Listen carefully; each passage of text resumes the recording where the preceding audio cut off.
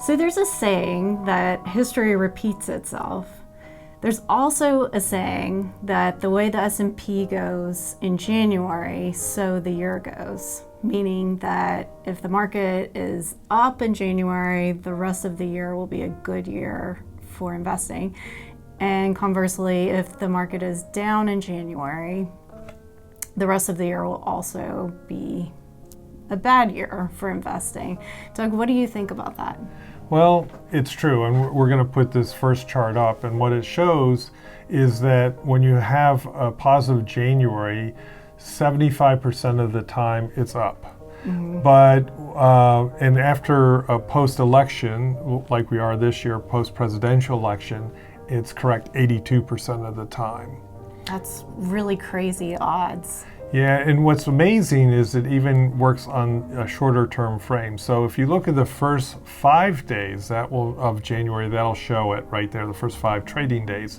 And so far this year, the first 5 days on both the NASDAQ, the Dow Jones, and the S&P 500 were actually in the positive. That's exciting. Now, it doesn't work as well on the downside, or it actually works too well. Since 1950, a down January has meant 100% the market will be down. That's wild. Yeah, and usually it's really bad for the country. So normally a down January has meant that we're either going to have political or economic issues, or even possibility of military or war situation.